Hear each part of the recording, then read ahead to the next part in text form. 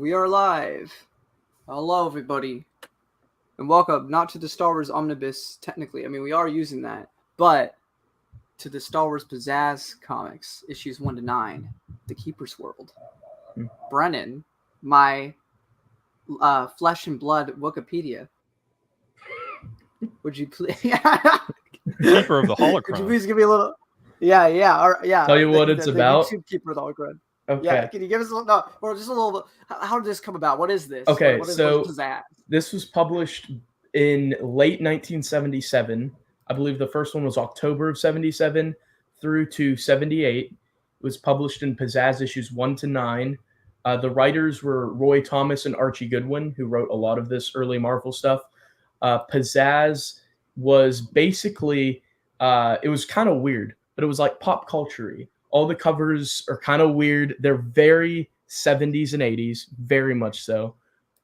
They've got pictures of people and superheroes on it. So Spider-Man will be on some, Hulk will be on some. There is one, the thumbnail of this video has the Star Wars Pizzazz cover, which is 3PO and R2 from the film.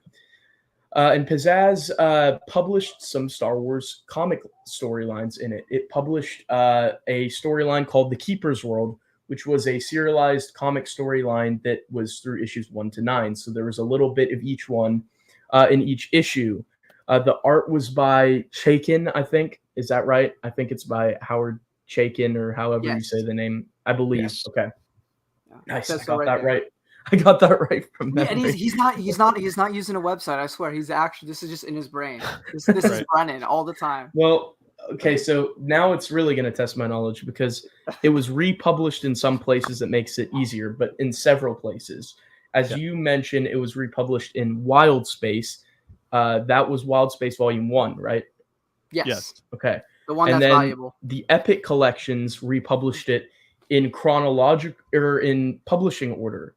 So the Epic Collections published it in Original Marvel Years Volume 1, but in these hardcovers, it was republished in Volume 3. So it's in Volume 3 up here. Pizzazz and Star Wars UK Weekly, all of that's in Volume 3. Volumes 1 and 2 is just the story, is just the original Marvel run, issues 1 to 107 in order with the annuals thrown in. And then 3 continues out and finishes to 107. And then at the end is when they published Pizzazz and Star Wars Weekly from the UK as well. I think that's all I know about Pizzazz. It was also republished actually by Dark Horse, I remember, in the 90s. It was issue 0, right? 90, wasn't there? Right. 96, 97, because this is the cover. They actually show it in Wild Space. It's the one with Leia. You could probably bring it up on your screen. But go back. I remember that prior to Wild Space ever coming out, that issue, that standalone issue, so it was just the Keeper's World by itself, which is like 9 stories. But how it's available so is that still to find that? It's still available, and it's a lot cheaper now that Wild Space is out. But back in like the early 2000s, it was so difficult to get. It was really expensive. And it was just a one-shot comic. Like, it wasn't a trade paperback or a graphic novel or anything like that. It was a single issue, but they had all the Keeper's World serials in that one comic. It was all of the Keeper's World in just one issue? Yes. I don't know if they made another one. They made like issue 0 and issue 1/2 and all these like weird numbers. And then, of course, they made select stories from the Marvel run, which was Star Wars a long time ago. This was prior to any graphic novel or trade paperback that came out in the 2000s. This was still like the 90s, and it was just select stories from Marvel. I remember The Apprentice was one of them with Barney and Flint, and there was a couple stories with Lumaya, Shira Bree, and those actually made it into the lore. And if you look back around that time period, you'll find that there were certain elements for Marvel that were canon and certain ones that aren't. So like Flint is mentioned in the first Essential Guide to Characters.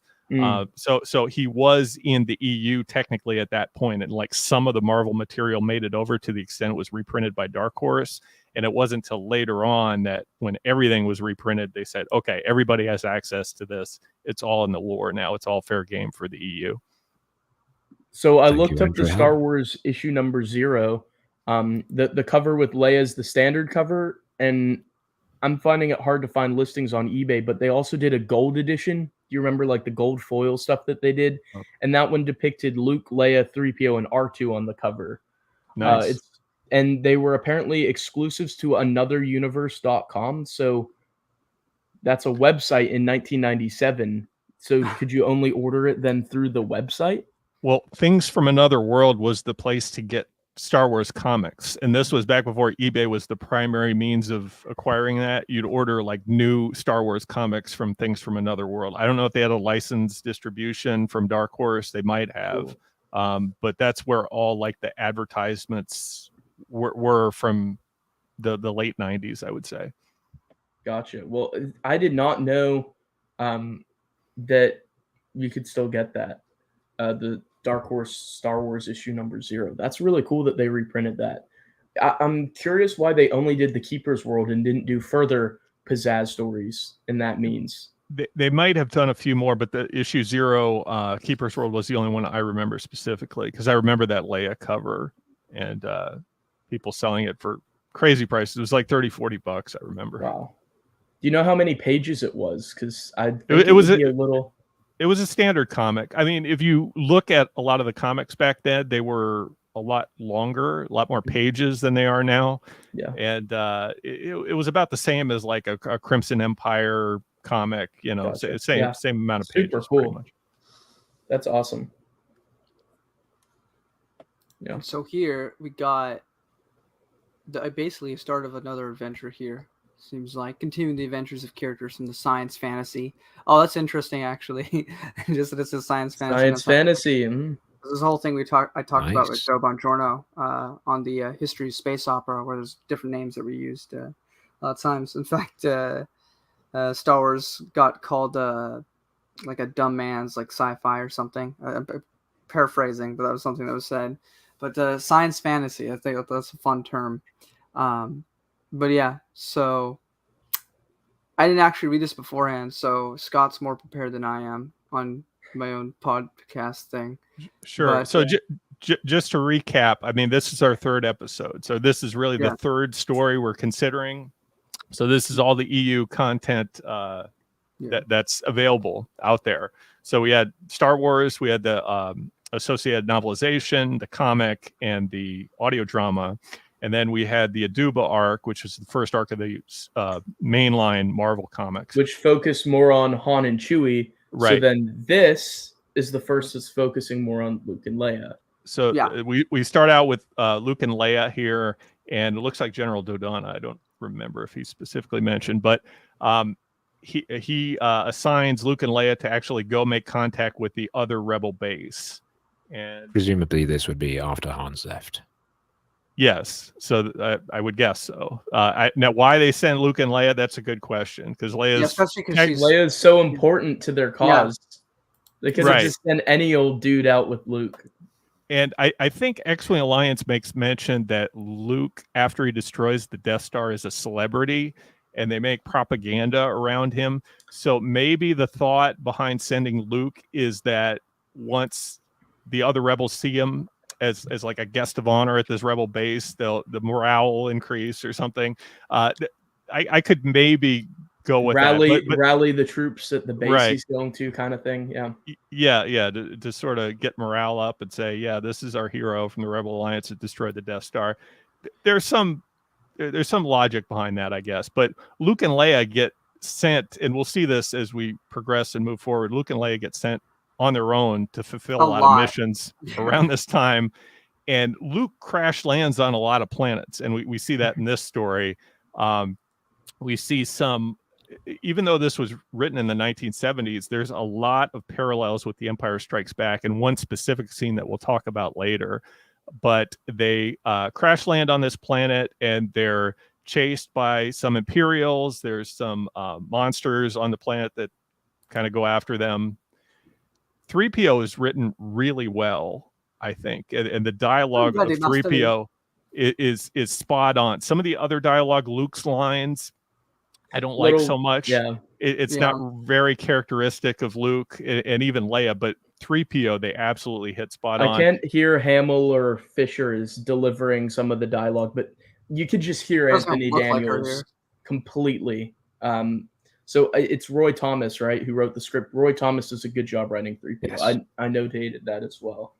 But also, they don't look anything like they're supposed. Like, she does not look like Carrie Fisher at all. In fact, she looks like one of those women on like those 50s, like like propaganda, not propaganda, but like advertisements, like Betty Boop or something like that. Those old, I also don't old diner girls.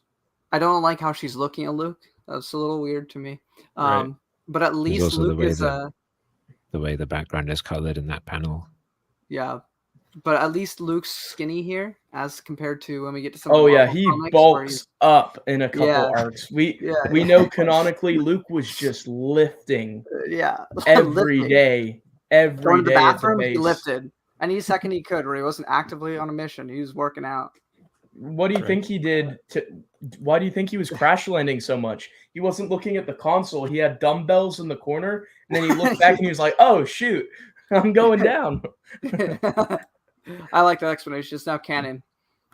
Well, they're blasting off here. I think that another thing is Luke and Leia's faces are hit and miss in the early runs of the Star Wars comics. Both Pizzazz, Star Wars Weekly UK, and the main Marvel series. Some artists draw Luke and Leia better than others. The only thing identifiable as Leia is the cinnamon buns, oftentimes in some of the early ones. Her eyebrows are just insane in some of the early arcs. But by the end, I'd say like Empire Strikes Back era of Star Wars Marvel comics, they actually start to look like themselves a lot more for like their faces and stuff. Yeah, I would say the early Marvel is very hit and miss. Pizzazz, I think, is actually better than the Marvel art, at least early on. I don't think Luke and Leia necessarily look like themselves, like the actors that portray them.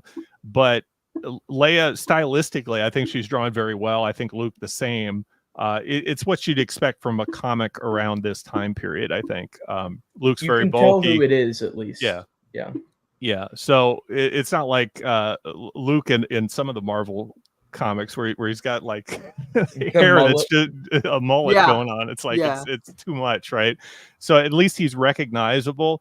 And once they crash land on this planet, we see that there's the Keeper and the Planeteers. It seems like very Captain Planet-esque.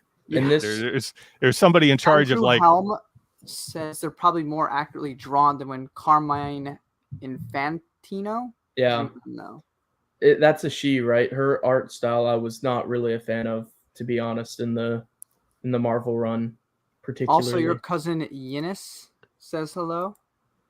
Lucas Gerson earlier said the Marvel comics are amazing. The origin of the EU as a whole. That's an interesting thing. So, how do you guys view this series, Pizzazz? It was short-lived. Do you view it just as basically the Marvel run?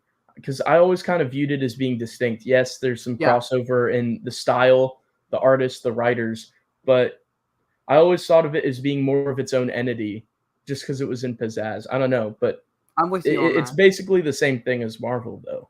Yeah. I would view it as either Marvel 2.0 or 3.0. I definitely read this after I read most of the original Marvel run. So it was about the time where I was seeing what else was out there, the newspaper strips, and then this, which I didn't read in its entirety till I got Wild Space. So it's sort of that same time period. It's very similar. A lot of the stories seem very similar to the newspaper strips, I would say. So it's like a Marvel 2.0, at least of that early A New Hope to Empire Strikes Back era. It's almost like a hybridization of the newspaper strips and Marvel. It's kind of in between almost in how it feels. Star Wars Weekly UK feels a lot more just like the main Marvel run, I think, than Pizzazz does, at least for me.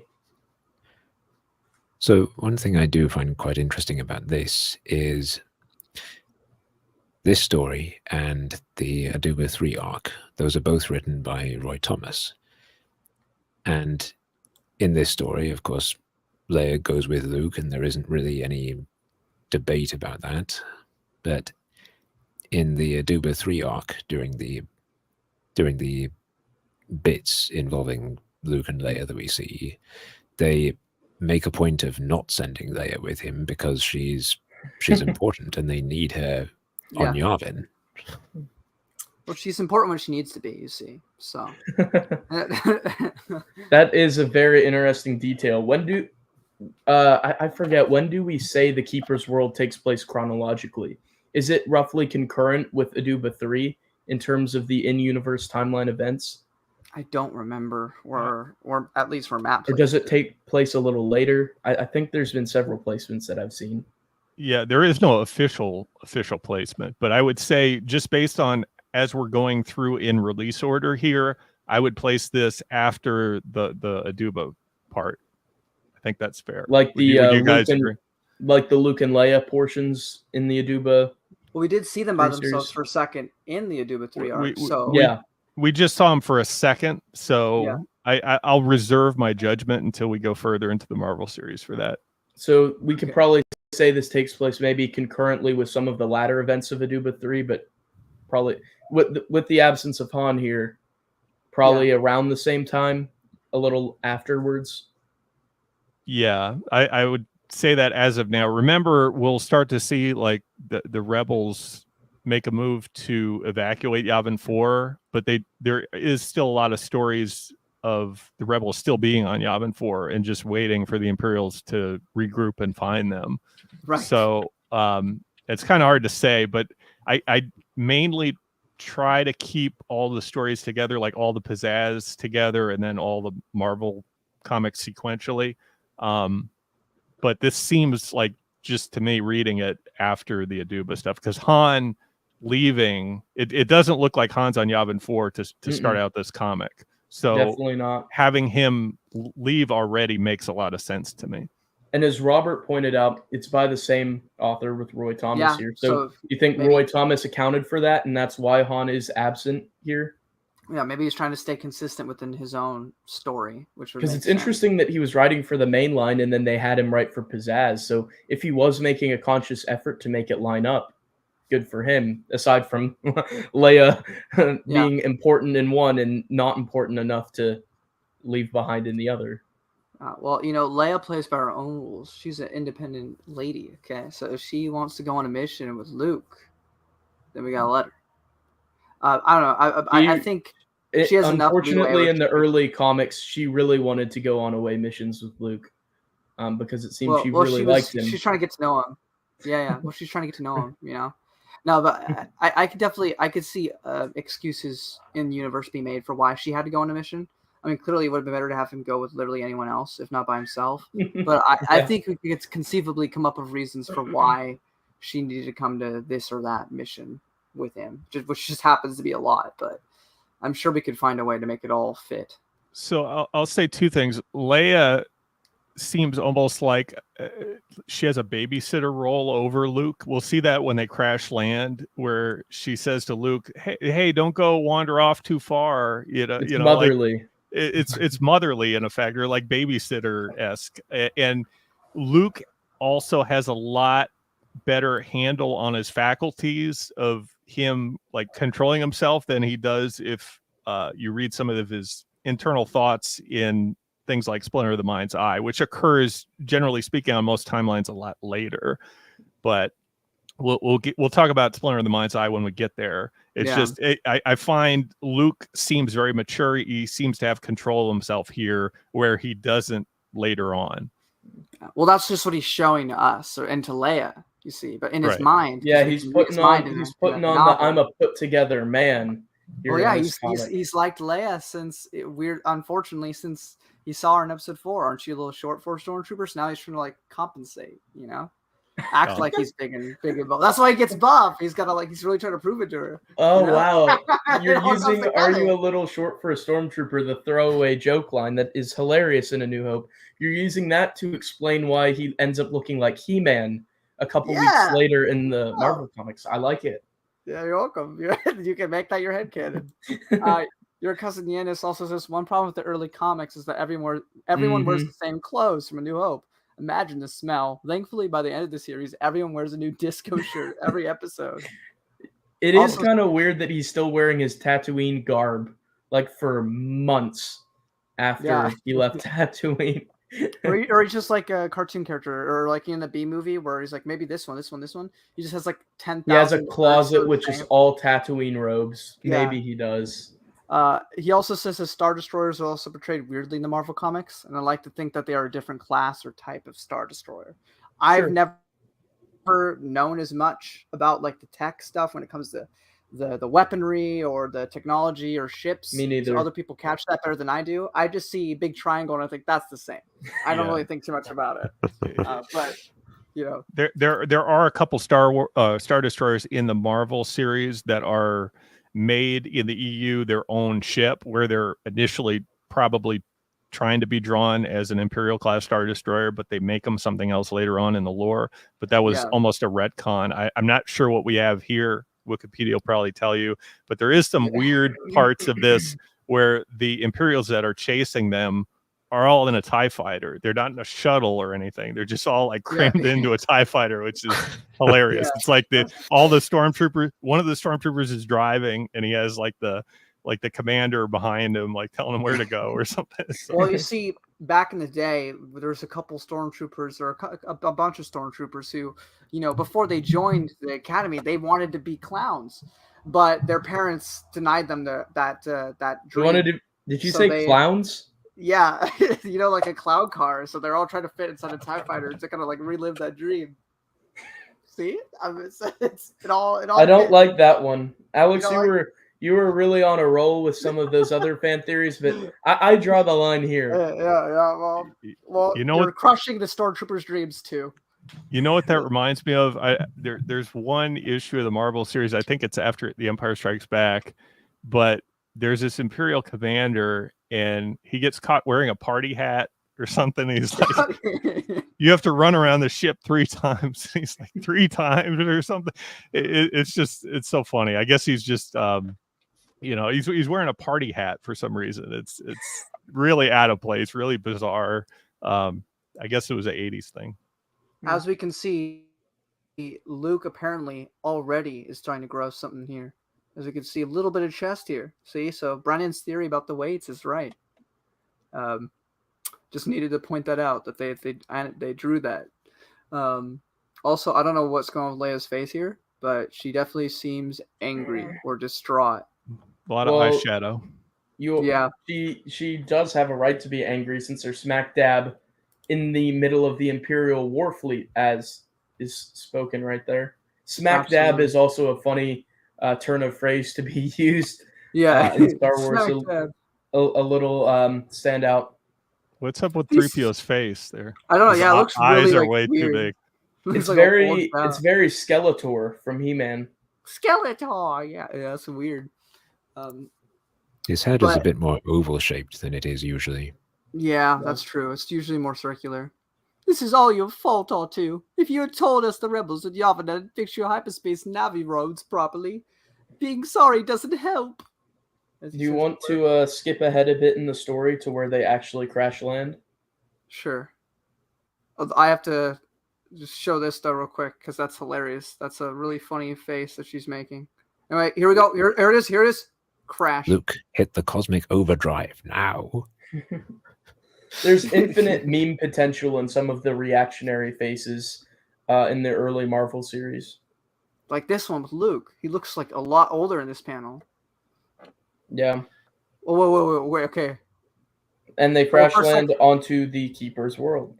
And I will point out, it's obvious to those of us who have read Supernatural Encounters, but for people who haven't, this is expanded on and tied into Supernatural Encounters. Joe Bongiorno takes a lot of stuff from, Talatni throws a shape, and then the Keeper's world. A lot of this is some of the principles that Supernatural Encounters just founds itself on, is elaborating and expanding upon some of the weirdness of Marvel UK and Pizzazz and all of that kind of stuff. All of that is expanded upon and is key in Supernatural Encounters to some of the early exploratory efforts of Arhul Hextrafon early on in Supernatural Encounters. If you don't know what that is, it was a novel written by Joe Bongiorno and can be read for free on StarWarsTimeline.net. Yep. Yeah, So they you're gonna say also something? used the Sorry. same ship maneuver that Han uses in Empire Strikes Back, where he makes two Star Destroyers essentially crash into each other. But I think in this one they actually use tractor beams, or try to use tractor beams. This one backfires though, because they do crash in the end. I do like that in this one panel here. For a second, it threw me for a loop of like, is that guy shooting stuff out? I was like, no, that's just the fire from that. But the design of that creature too. Yeah, let me go back for a second. I think it's a really cool looking guy. It's a cool right creature here. for sure. Yeah, I will say, I don't want to get too sidetracked. I do really appreciate, because it's, the first time I went through these comics by myself, a lot of them were weird and kind of out there. It's hard for me to really appreciate them, especially when most of it is ignored in the wider context of the expanded universe, with the sole exception of things like Lumaya and things later on, which, is firmly canon now because she was in Legacy of the Force. But a lot of this other stuff gets ignored. And it's like, why? Because it's a little silly? Well, other things are silly too, but we always made it work in the end. So I do want to give props to Supernatural Encounters for kind of making sense of all the weirdness and making actually, when you go back on a reread, like, it makes it feel valid and important. Yeah, Brennan mentioned it because, now this arc has an entirely bigger weight than it ever did before. But moving forward, they're now on the Dread Discovery. Luca looks a little weird here. Wait. Princess, this is the kind of sector listed on most star charts under the heading, Here Be Space Dragons. That's so good to know. Wild space, right? Yeah, wild. Right, because they're, Yeah. Alrighty. And what's cool to me is Arhul visits this planet later on. So it's kind of cool to think Arhul's walking through these forests, these plains. I believe a large portion of one of the early chapters is him exploring. I think it's the Keeper's World. He explores several planets, but he spends some time there. Yeah, for I sure. like that line from Luke. Which one? Up here? Yes. She's a great lady, 3PO, but I'm a big boy now. You two stay here a minute while I go check out the clearing up ahead. And 3PO's like, remember what Princess Leia said. So that was terrible, C-3PO. But he's like an older sibling. He's like an older sibling trying to be a stickler for the babysitter / mother's rules, right? He's like, it's all your fault, you know, Altu. Yes, it is. Don't you argue with me. Sorry. Yeah, it's like Luke wants to go out on his own. Like he wants to go out on when he was on Tatooine to Tashi Station. Here, when he crash lands, he wants to go explore. Like that's the nature of his character. It makes sense. He was always looking at the stars, hoping for adventures there. So why are we surprised when he's getting to live his adventures? He wants to see every new rock. Imagine if you're from a sand planet. Imagine how amazing it is to walk through grasslands and forests. It would be great. Andrew Helm says, back in the 70s and early 80s, these Star Wars comics were canon to me. Well, they are canon. They are canon. I'm glad you felt that way, because they Good are for you, Andrew. They are absolutely just as valid as anything else that has come out in the EU. So, by my count, this is the third planet Luke ever steps foot on. So Tatooine, Yavin 4, and then this. Because he doesn't visit any new planets in Aduba 3, the arc. Yeah, he's just on Yavin. So and then next episode will be the fourth then, with Drexel, which is also a space crash. So if we believe that release order wise, Keeper's World comes out before Drexel, chronologically, I'd be inclined to believe maybe it also takes place before Drexel, which would make Drexel the second planet he crashes onto, I believe, right? So just back-to-back crashes for Luke in such a short period of time.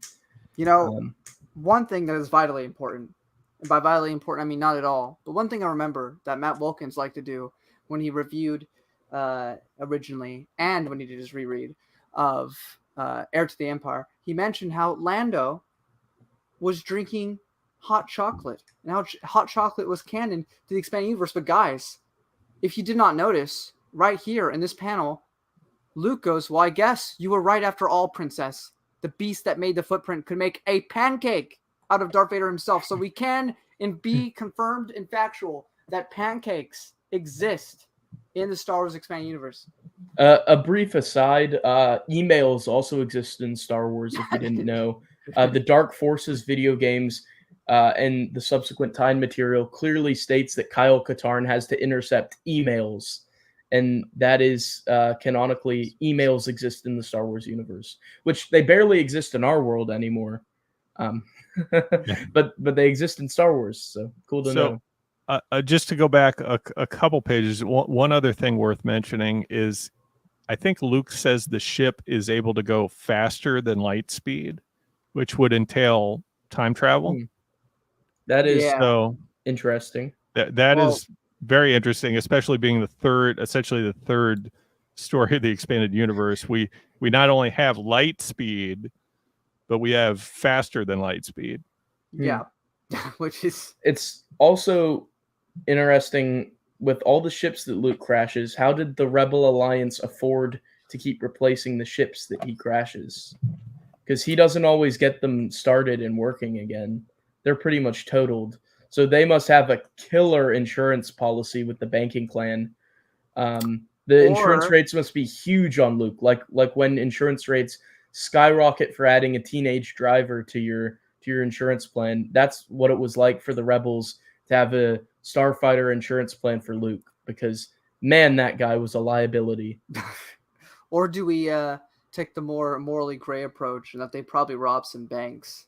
Imperial, of course, but robbed some banks. They probably did. Yeah, I would have put it past. I mean, you got to do what you got to do to stop the Empire. I was going to say this panel is quite scary with that thing. Yeah, that's the way they finance their rebellion is bank robbery. Doesn't Luke take or doesn't Leia take out a loan on that banking world? Yeah, that no weapons are allowed for new X-wings. Right. There's that issue. I love that story. Much later with the Bank of Argyle. Yeah. Right. Yeah. It's good stuff. Do we know what this thing is? I don't think it has an established species. It's looks like a triclops of some kind. Looks like Palpatine's son. It reminds me a little bit of the Gorax from the first Ewoks film. Yeah, I definitely see that. That's a good shout. A little bit Abyssin as well, with the tufts of hair behind the ears and the three eyes, like the Abyssians, the green guys, except they're one-eyed. But it's reminding me of some of the scary creatures in the It movies, and how it looks a little bit in those newer ones in its design. I also love Luke's astute observation. Also, the fact that Leia's wearing tons of makeup, which means she totally applied this on their trip. But he goes, "Don't worry, princess. It's an animal of some kind, and all animals are afraid of fire." I don't know if that's true, but I'm glad that Luke has those observational skills. Yeah, Luke's got outdoor skills. He's a frontiersman. He's been on Tatooine. He deals with Jawas, Tusken Raiders. Yeah, everything. He deals with them all. Womp also, small time Republic says, "I remember Vader showing up at the bank too. It must have been awkward." I remember it being awkward. Vader almost found out about his son right then and there when the banksman he was talking to was like, "Man, the rates to cover this Skywalker kid for all the ships he's been crashing is absolutely astronomical." And Vader was thinking, "What? Another Skywalker who crashes a lot? This is insane." I do got to say, I appreciate that the Star Wars movie in of itself and the EU, I mean, this will be inconsistent throughout, but like Luke gets himself in a little pickle here and Leia saves him. Mm-hmm. And, this is the early 70s, so it's just nice to get a little bit of girl power, We also had a little bit of that in Star Trek back in the late 60s. Anyone who says that Leia never got to be a hero is just insane. Yeah. Or that Leia never got to be cool or save the day. Leia was always cool. Leia was always in there in the fight. In the films, in the EU, Leia was always saving the day and kicking butt. She was always awesome. I remember one of the criticisms of the Brian Wood series was that Leia flew a X-Wing, but we actually see that earlier on in the Marvel comics. I think it's post-Empire Strikes Back, but it isn't out of place that Leia has flown an X-Wing before. No, absolutely. Now, the Brian Wood issues chronologically take place around this time. So when we review that way later on because of release order, does that add some more crashes? And if you can fit that into the lore, when do they take place in relation to the Keeper's world? Pizzazz, Star Wars UK Weekly, Marvel, Star Wars. It just becomes a big old mess. Yeah, it keeps getting more crammed because you have Empire and Rebellion, you have Vader's Quest, which doesn't quite match Marvel. There's some discrepancies between where the time Vader knows that Luke destroyed the Death Star and when everybody else does. Because even in X-Wing Alliance, it mentions that there's bootleg holograms of Luke Skywalker being like paraded around as being this like rebel hero that destroyed the Death Star, and that being somewhat common knowledge. Yeah. And I'm not sure exactly when that takes place in relation to some of the other comics. There's no official timeline. It'd be great to get with one. This intricate level of detail. I mean, there's the comics companion that tell you roughly the comics order, but I don't think it has everything. I don't even think it has pizzazz. Yeah. No, because it was not comprehensive for sure. Missed a lot of stuff, and it was only like 2007, 2008 that came out, so it missed a lot of them too. Yeah, So Leia flies a Y-wing at the beginning of Splinter of the Mind's Eye. Right. Oh, that's yeah. I was gonna say Leia was always in the action and doing cool stuff. So yeah, even when she shouldn't have been. But I was gonna say you kind of ruined my fun there, Brennan, by reminding me of the Brian Wood comics and the fact that you confirm that they do count, and so I have to read them again. Depends which day you ask Randy Stradley. Yeah.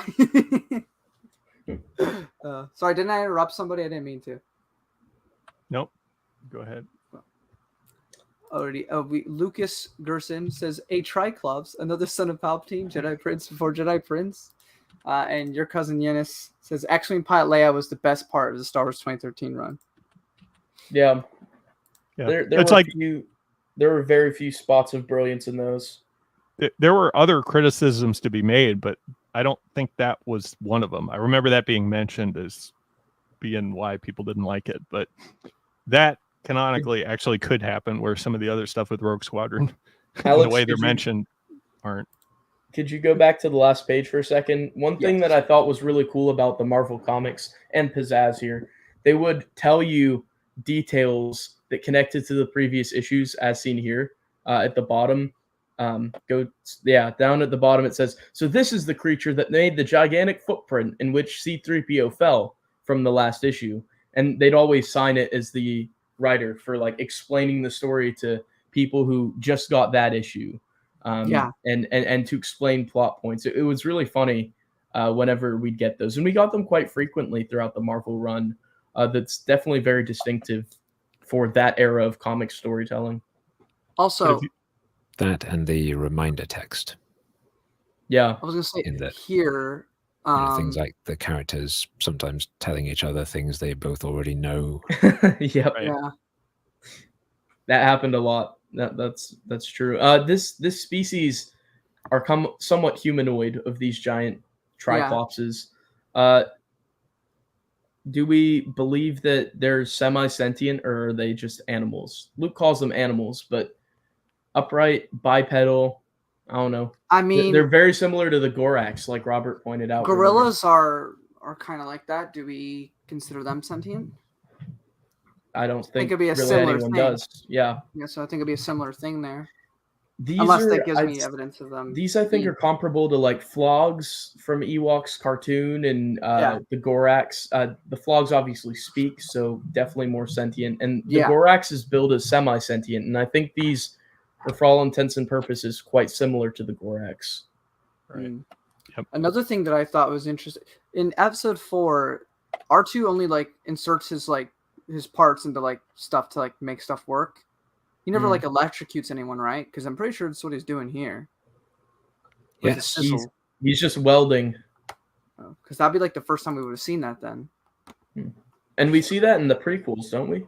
Yes, he does do that in the prequels. He electrocutes oil that he splurts out of himself in episode 3. Yeah, to make the flip up all the battle droids. That was such a goofy scene, but it was really fun. Well, then he electrocutes it, and it goes on fire, and they start burning, which is pretty cool. He lights it on fire with his... with the blue thing? Yeah. The thrusters, right? Yeah. Yes. Oh, right. It was with that, yeah. Andrew Helm says that Ted Edwards wrote an unauthorized Star Wars compendium in 1999 with a complete timeline for the novels and comics. I've not heard of that one. That's interesting. Yeah, me neither. I've heard of a lot of fan timelines, but... Oh, yeah. Salacious Crumb zapped him, too. So I guess this is the first time, release order-wise, that we see that. Yeah. Him using like technology that goes bzzz, you know. Yeah. I don't know what he's currently using, but it's probably showing. The tiny droid uses his electrical circuits to give the sleeping beast what men would call a hot foot. So it's to wake him up. Yeah. Guess so. The sound effect is great, Alex. Can you do the creature sound effect right there in the middle panel? No, right there. Yeah. This one? I'd like to hear it. They've been joined by our good friend Marcel. Glorg! Is that good enough? That was fantastic. I love Marcel. Marcel is a great voice actor, so he can tell us how good that glurg was. Yeah, he'll probably give me like a 6.5 out of 10, knowing him. See, this is a quizzical glurg. Yeah. Well, my glurg was constipated, so. Anyway. I love the look on 3PO there. I love the visual of TIE fighters.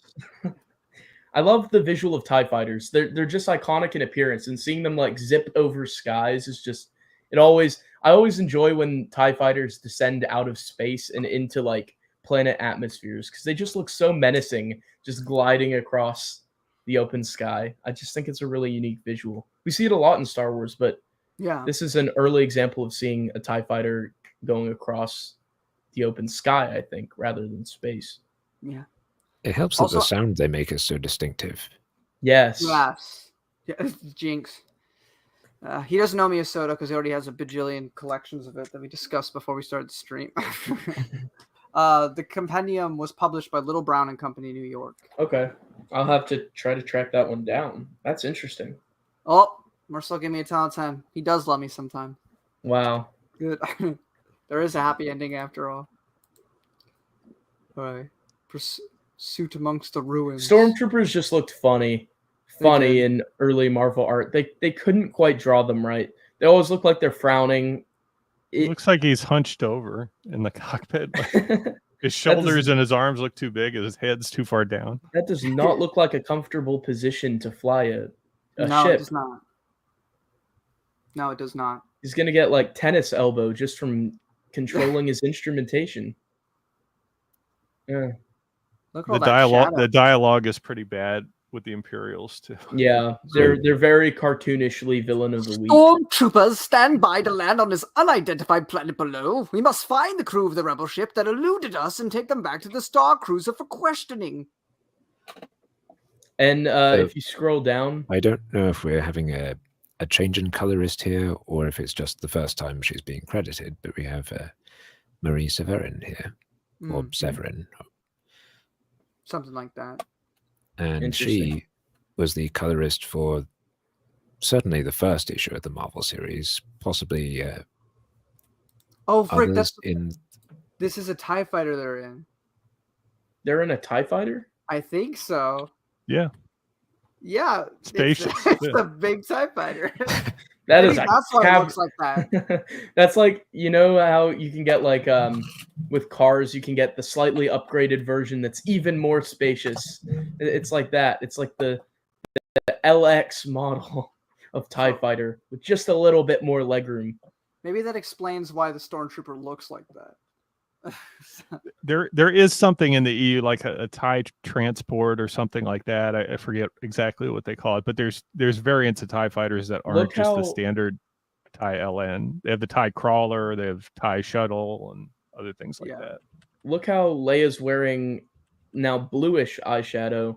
I don't think she changes on the fly. She changes the colors. She just has like she probably has a holdout blaster pistol in a pouch, and right beside it is just She's got a little eyeshadow. fanny pack inside Yeah. the dress that she just kind of like pulls under and grabs something real quick. Alrighty, they're chasing down our heroes, and they find this ancient ruin. It looks like It a is temple. indeed a hunt among the ruins.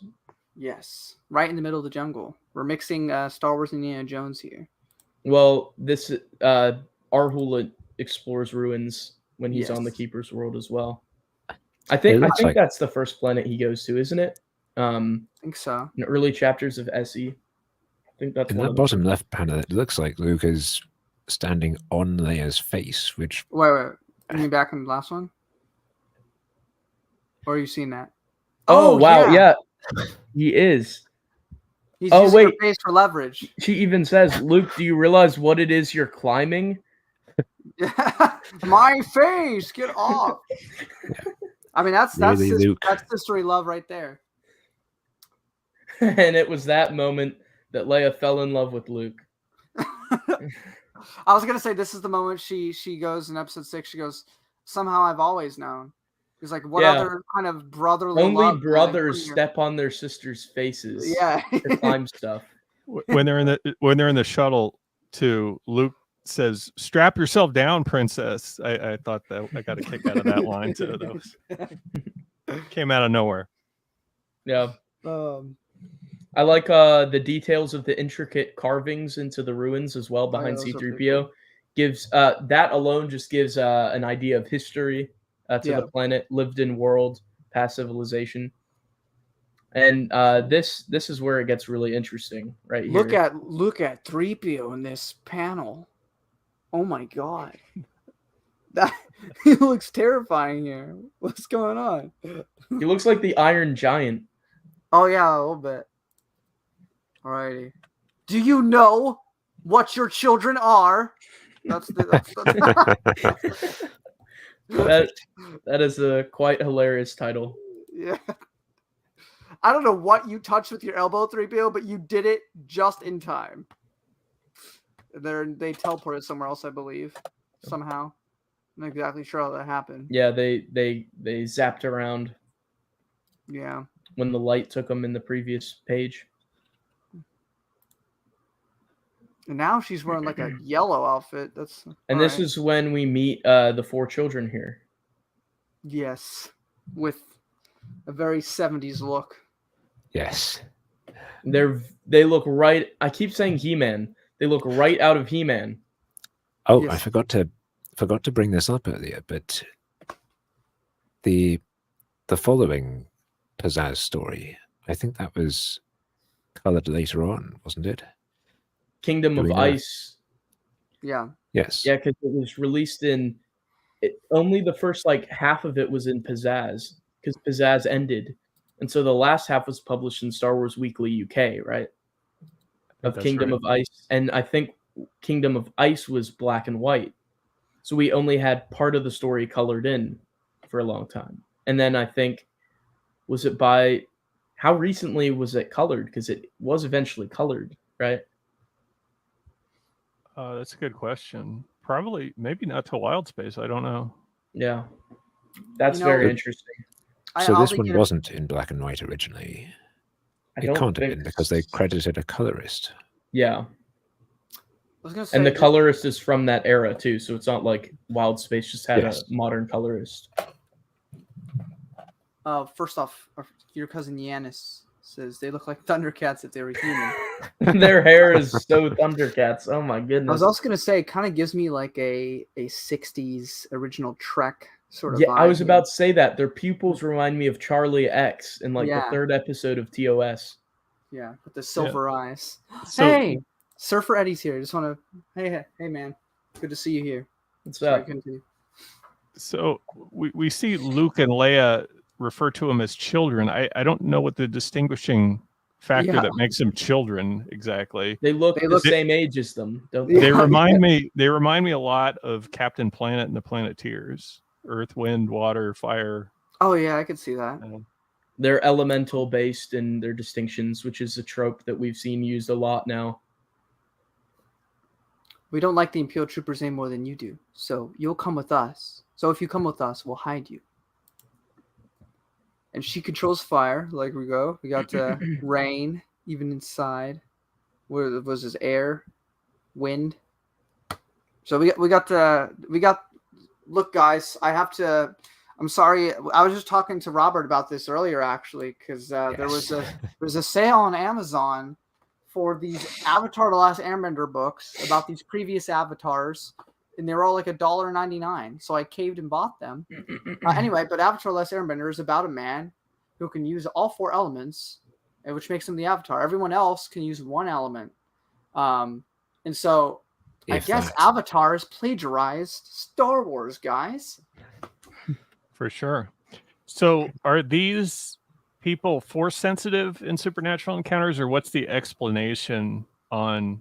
I know the Keeper created these people. I was just thinking about that. Powers, but how do they get their powers? I don't remember. I know there was an explanation, or I think there was an explanation. There's so much in that book that I can't remember. I would think that the explanation is that they're force sensitive, but yeah, they were created by the Keeper, and that's delved into. I think there is an explanation. It's likely that they were force sensitive creations, but I just can't remember the specific there's details. so much information I have to retain from that book that it's hard to remember specifics of everything. But force sensitive sounds right, and it's only logical. Yeah. Yes. It's the logical assumption. Yeah, because the way 3PO's face there with the eyebrows holding up. But I'm afraid we have unwelcome visitors. He looks like a toy soldier right there.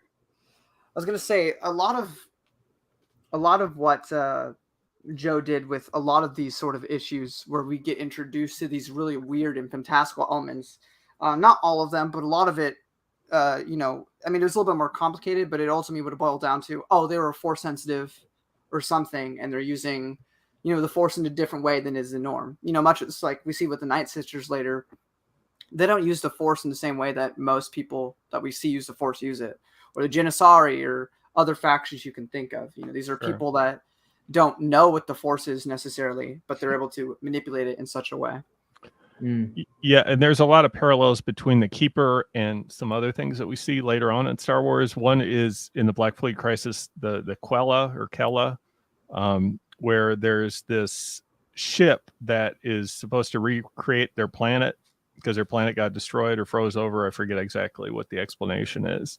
But within the ship, it contains the power to change wherever they're going to be like their home planet. We see that with a Keeper here, where I guess he was from a different world, somehow got here, and has the power to slowly, like over time, change the surface of the planet, the characteristics of the planet to suit their home world. And Supernatural Encounters expands a lot on who the Keeper is exactly, where they come from, what galaxy they come from. All of that is expanded upon. It's really great stuff. It's really good. For another joke, though, it was not Mace Windu who had the first purple lightsaber. It was Luke, because of how they colorized his panel. There you go. I mean, it's. Do you think he has those? The crystal that Agent Kohler has, to where Agent Kohler's lightsaber can be blue or green. There's a name for it. Doesn't it begin with like an A? It's like an amethyst crystal or something like that. Yeah. It means it can be a different color depending on mood. Yeah, maybe. But it's more likely that it's just the blue one and they colored it wrong. Maybe the Keeper's terraforming the crystal while he's there. Maybe. Or he's catching some residue from it. Well, how they sell those prop lightsabers that change colors, like they could be green or red, depending on the button you press. Who's to say a real lightsaber can't also do that and change blade color? Yeah. I mean, true. Maybe most Jedi just don't want to change the color. They like the ones they start out with and don't mess with it. They're averse to change. They don't like to change. Very relatable. Yeah, that's honestly so you can put that on a postcard or something. So we have a change of writer here. Yeah, we'll get in that in a second. Just want to catch up with some of the comments. Andrew Helm says in Star Wars Weekly they employed a tonist rather than a tonist rather than a colorist, unfortunately. So fair enough. Also, Lucas Gerson says we can call the S canon 7 to 80s as golden age of the EU, and the C canon 90s to 2000s as the silver age. I guess in terms of like they said that for comics like DC. See, this is what we need. Al for, because he'd make some smart comment about the DC and Marvel Superman comics. and Batman and all that. Yeah. But I get the idea. The thing about the relevance to Ask Canon, I mean, these stories don't really impact anything else except for maybe supernatural encounters. Yeah. So the fact that it wasn't referenced later on makes it kind of forgettable. So I don't know necessarily it was non-canon. It was just a story that was never referenced anywhere else. So its relevance is limited. Yeah. Your cousin Yanis says, does anyone have that one hardcover box set which collects all the Archie Goodwin, Al Williamson comics? I wish I had it. I wish I had it.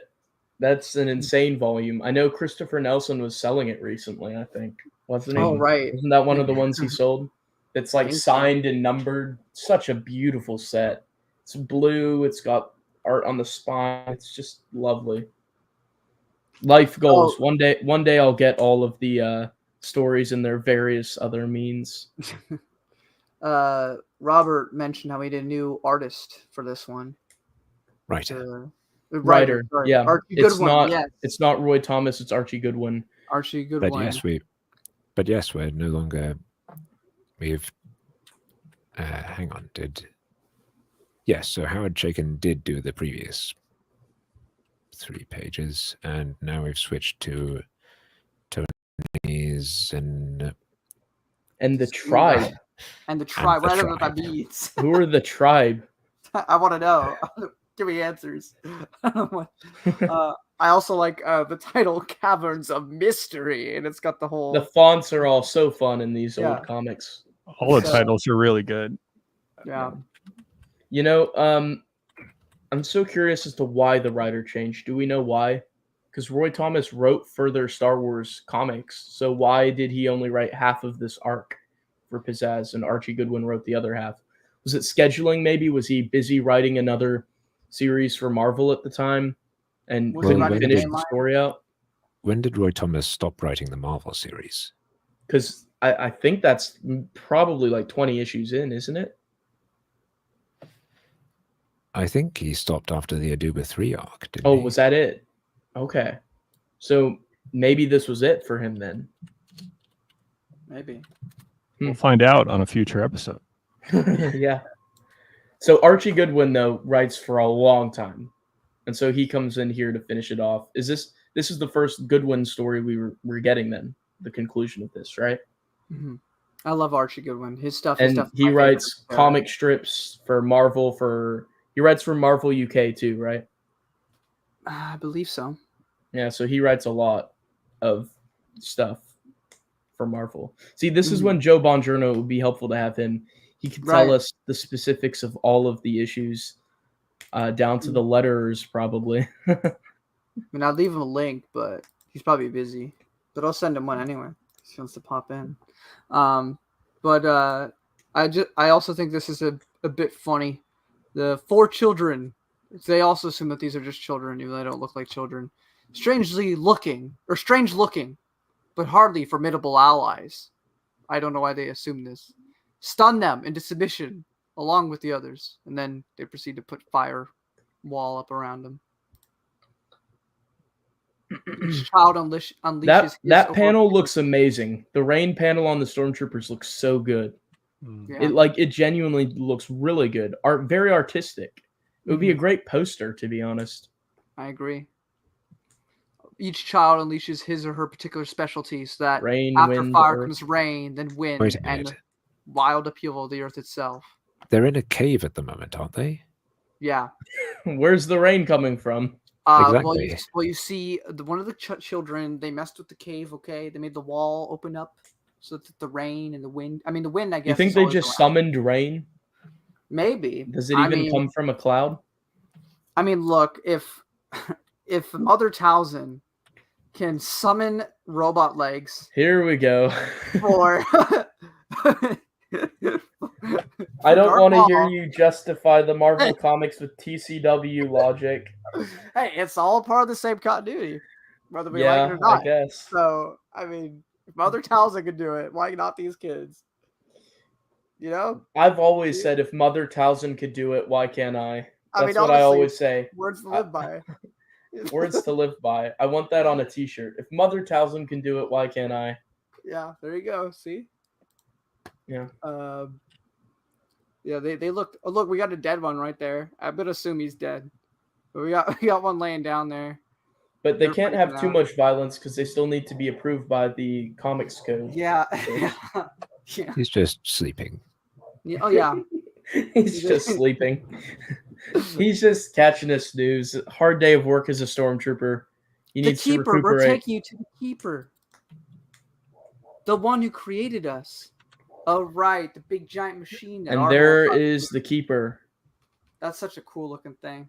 I don't know So what to look cool. at, but it, Did we miss the part about the stormtroopers where they're trying to stun them and then they finally give up and just set the blasters to kill? He's like, the commander's like, forget it, just send it to kill. That's funny. was this earlier? I don't. I don't know if it's after the one with the keeper or before. Okay. Try to find That's I don't funny. think I see it. I don't think I see it. Maybe we'll see it shortly. Maybe. Okay. Children. Oh, actually, I don't know. Do you want to try something, Brennan? You want to instead of me? I doing all can't that- voice how about- act no, at all. Robert. Actually, your will have. voice can Robert fit has the perfect voice for that. Yeah. Go, Robert. It's all you. Children, children, what have you done? It isn't time yet. Ordinary beings should never, never be allowed to know of my existence. It's bad enough they learned of yours. That's perfect. That's great. You have the perfect voice for the keeper. Yeah. Put a little like robot synth to it. It'd be perfect. Yeah, all you need. it's got the perfect tone for it. Yes, obviously think- that is an impressive mass of computerized technology. Let's hope she's friendly as well. Oh frick, she's a woman. Yes. It still works. It's fine. It's a robot. Some It's women alright. have deep voices. Yeah, you know. Yeah. All What do you right. think Well, of the keeper's face? I really like it. It reminds me The of face is actually quite feminine. Come yeah, to think of is. it, the Now that I'm lips looking I at it. think make it feminine. I mean, it's just a couple of circles, but I could definitely make a case it's a woman. It kind of reminds me of trying to think, like in the '90s Batman show with Mr. Freeze, and when he has the helmet on, kind of reminds me of that, or Dormammu from Doctor. Oh yeah, Dormammu. I've come to bargain. Yeah, come to I bargain. see that completely. Oh, and here's another example that Brennan brought up of mentioning stuff from previous issues. Back in issues 5 and 6, Bobby. These people accidentally discovered the teleportal keeper, but they're nice. Certainly no threat to the great plan. Oh. Marcel said, "Mother who? Don't know anyone by that name." Yeah, what were you talking about, Alex? We're release date order in 1977 and 1978, so I have no idea who you were talking about. I don't know. I had a bad dream, and I got some glimpses. And also, your cousin Giannis said that they mentioned previously that they can make it rain even when indoors. That's quite interesting. Oh, okay. There you go. I forgot. So there's the answer to that. They can make it rain presumably indoors. wind, earth, fire as well. It's so interesting because people love Avatar and they think Avatar is so mind bending the way its elemental powers are presented, but Star Wars was doing it in the Keeper's world in 77 and 78, which is quite insane. To be fair to Avatar, I mean, this is like literally magic almost, where it's like, oh yeah, we can make rain indoors. Like that wouldn't happen in Avatar. There was always a logic, a science. There's more natural explanation behind it. Like Katara is a main character in the show. She's a water bender. Yep. And if she was going to use water in a place that she'd need to be have water, she had like a pouch of water that she would bend out and put it back in. She'd need to have actual physical water with her. Yeah, so it was definitely creative with it. But yeah, this definitely did it first.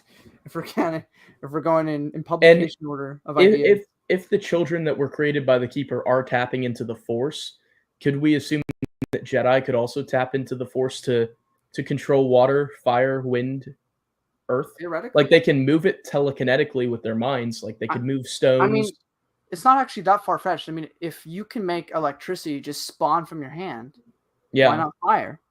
True. And we know that they can move rocks. That's easy enough. But could they summon rocks just out of nowhere? That's interesting. I don't know. I think it's more of just that there's a certain history to the Jedi and Sith and how they operate. And they have traditions for their powers. And they might expand or improve or come up with a new technique, but nobody really thinks that outside the box. Yeah, So, and we know how rigid the Jedi are in their teachings and their morals. Even the Sith are to an extent. Definitely. They're still very dogmatic in certain things. You know, what's these kids don't have any example of the Sith or Jedi, I'd assume. No. So this is just them kind of figuring it out on their own and coming up with this. And we have a character later on, if we're going to the Clone Wars comics. We have this one Jedi guy that just punches people. Yeah, Brujan Fan. He's awesome. Yeah. So, and that's another like unique example of using the Force that you wouldn't think could be done. Yeah. Or Satil Shan catching Darth Malgus's lightsaber with her hands, using the Force to like grab a lightsaber. It's wild. Your cousin Yanis says the Force symbolic elements of fire, water, earth, and fire have existed since ancient times, or even depicted on South Korea's flag. Yeah. But are they depicted as like being used elementally like that? I don't know. What's interesting is Avatar obviously has characters of all ages using the elements, but they also focus primarily on children controlling the elements. Just like it's children. They definitely have many. Yeah, well, I mean, they definitely have many adults, but the main characters are children. The protagonists are all children. Well, it was a show on Nickelodeon for kids, but yeah, absolutely. Yeah. Well, I do find it funny how Scott and Robert and all of us have pointed out that the children don't really look like children. They're just like Luke and Leia's age. It's kind of amusing. If we're being technical, I mean, Aang got Han Solo'd for 100 years, so he's technically 112, but because he gets frozen. So. I love this comment comparing Valence, who we'll talk about in like 3 episodes. We'll talk about him comparing him to Terminator. That's a great call. Oh yeah, and that would have been before Right? When did the first Terminator come out? 80s, right? Yeah, I think so, or 79 at the earliest. But I think it was 80. But Star Wars doing things before they're famous. What about the bounty hunter Beelert Valance and the T-800 from Terminator when he lost part of the fake organic skin and exposed his droid face? Yeah, that's a very iconic thing from the Star Wars comics and from that movie. And then here we have the Keeper's secret. Keeper, why are you doing this? Your own children have already sworn we're friendly, that we mean no harm. Please, Robert, assist again. Here. The same cannot be said of the Imperial troops who are pursuing you, even as we speak, Luke Skywalker. I do not like what I'm doing, but I fear it is very, very necessary. The Keeper is just a really cool concept. I think that the story elevated as soon as the Keeper came into it. The story arc is called The Keeper's World. It's named after the Keeper, but I just think that the story gets way better as soon as the Keeper comes into it, because it's such an interesting concept. Also, Brennan, you haven't watched Avatar: Last Airbender, have you? Portions. Okay, you should watch all of it, but you won't. I don't know if you understand the reference, but Marcel reminds us there is no war in Ba Sing Se. I knew that was Avatar, so I have limited understanding of the general basics. There is no 2008 Clone Wars series. If you like, but as a big fan of Star Wars, I definitely think you should try to. It's only 3 seasons. They're not very long. They're all like 20 to 30-minute episodes. I definitely recommend. You get a lot of similar things. I was talking to Robert earlier about Avatar, and he was asking me about the books that I bought. And one of them is about the previous. Because it goes in cycles. So Aang's Airbender. So they made a spin-off sequel show called The Legends of Korra, and she's a waterbender. She starts out as a waterbender as her first one because it's kind of how it goes.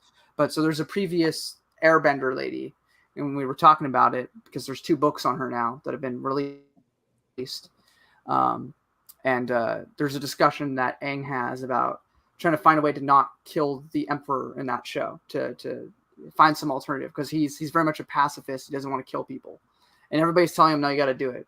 He goes back to the previous Airbender because he's like, maybe somebody like her will understand me and my like cultural background and give me an alternative. But she also was like, no, you just got to kill him. And so I said, it's very much like Luke Skywalker when he's, Yoda, Obi-Wan, everyone's telling him, you got to kill Darth Vader, and he's like, no, I want to find another way.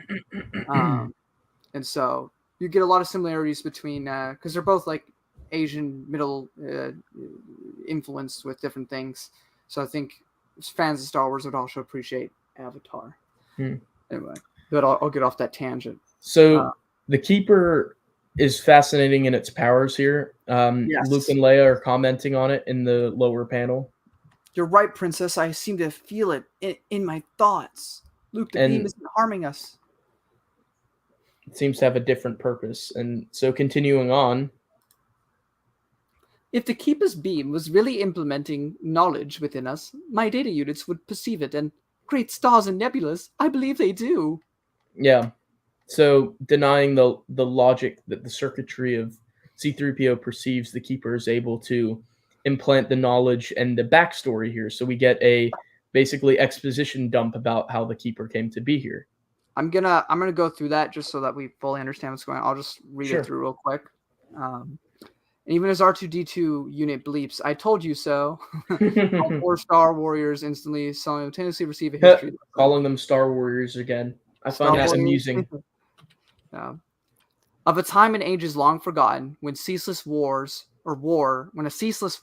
raged from rim to rim of the entire galaxy, when the dwellers of one planet, highly advanced but non-violent, found their only chance for survival was in flight to some other part of the universe.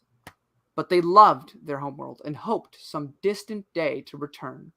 So they left behind a great computerized machine which drew limitless power from the planet's molten core. And all of that is expanded upon in Supernatural Encounters. Vastly so. Vastly so. Yes. This was the Keeper, and its task was to rebuild and ready the war-torn world for the day its people would come back. Such rebuilding was the work of eons, but the Keeper had almost a mother's instinct, and feeling for the homeworld, it labored gladly. And yet, even a machine can know loneliness. Interesting. Which, again, we've pointed out before, the fact that AIs, droids in this world, definitely, I would argue, have souls and are people too, even though it never really gets addressed in any major work. I personally think so. Yeah. Thus, the Keeper created 4 android. Oh, I didn't even realize it. They're not even human. They're not even children. No, they're not android. They're not human. They're not flesh and blood. Yeah, they're synthetic. And they can use the Force. This is an example of androids. Droids can use the Force too. We have the Iron Knights. Oh, right. And Skippy. Well, we don't count Skippy. He's non-canon. Well, I actually have a video coming out about how Skippy is canon, but Skippy the Jedi droid is canon in universe. Oh my gosh, Matt's here. Hold on a second. I'm gonna send something real quick. The link to Matt.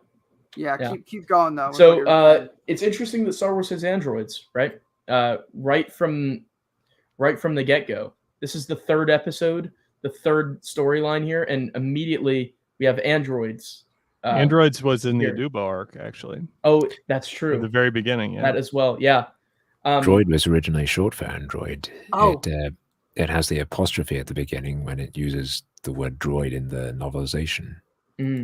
That's good point for Matt. Whenever me and Brandon come back to our podcast for the Expand Universe website, do androids have souls? Do androids dream of electric sheep? The podcast episode title.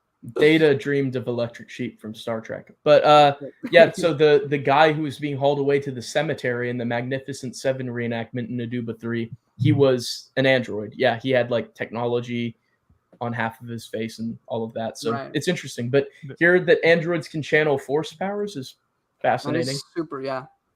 They're also like slaves in the droid comic, or not the droid comic, the cartoon, where Uncle... I forget who's the character on. I think it's the third. The chubby guy with the beard, the white beard. Yeah, he buys an android at the market, and he wants an android specifically because he doesn't feed him, I guess androids eat very little, and they're cheaper to keep as labor, I guess, because of that. I mean, they're not people. Arthur Lowry says, Essie's Obulation of Pitham is my droid's canon. That's a deep cut. If you've read it, you understand. If you don't, then you don't know Then you what won't. that Yep. means. And so, also continuing on, thus the Keeper created 4 android helpers in the image of its own creators, until out of the barren rubble, the crumbling ruins, lush jungle grew. Jungle populated with enough creatures, wild and fantastic, to frighten off interlopers and spoilers. And Looks like so we we got some have random exploring life. here. We have the green cat dude, the purple Cyclops dude. I thought it had 3 eyes. There it's shown as having 1. Oh, Yes, yeah. well, The different The- ones, they got different eyes Different depending on the guys. subspecies, different. it's no longer Howard Chaykin drawing this. Yeah. Right. I mean- So, well, there's some from the north with 1 eye. There's some from the south with 3, maybe. and it is interesting that there are some spoilers, some interlopers, some Star Warriors who have crashed on the planet previously, and it seems these creatures made short work of these other marooned explorers. But not our Luke and Leia. Andrew No. Helm also says, when you mention Skippy, I keep thinking of the Bush Kangaroo, 70s Australian TV show. I don't get the deep cut reference, but it sounds funny. Also, Skippy is a great name for a kangaroo. we got Maximum Matt. What's up, Matt? What do you think of the Pizzazz comics? Well, I love that y'all are reporting on it. It's been great listening while I'm wrapping up work here. It's funny how y'all go through this one. This is a very particular one here. But then when you start explaining, yeah, it ties into supernatural encounters. Like, oh yeah, that's why this one's a little bit more in your memory. It's kind of funny because when you said that statement, it was a while back. When you said that statement, it made me think that supernatural encounters, and sorry, I know that's not what the subject you're talking about right now, but supernatural encounters really did spark interest in, wait a minute, what was he referencing that comic book? I need to reread that. Yes. And I thought Definitely. the same thing when I was rereading it the first time. I was like, what story is that from? That? Huh.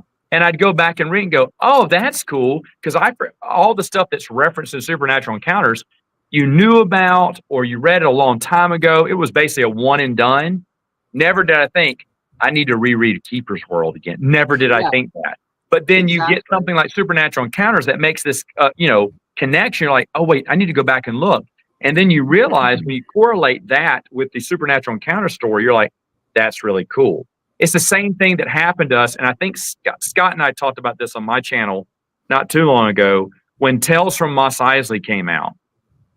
And not only when you read it, but it made me want to go back and watch that scene in Star Wars again. Absolutely. This time, hitting pause every 2 seconds going, yeah, they're so and so. And that's what it's supposed to do, is enhance the story so far. And nothing did that better than Supernatural Encounters, but it's shown a spotlight on these short stories, these books, these references, cartoons that have mainly been forgotten and lost and underappreciated, Definitely. over time. That's right. Go ahead. Sorry. I'll just add to that. I mean, for the same reason that Lumaya became a mainstream character in, was it Legacy of the Force? Yeah.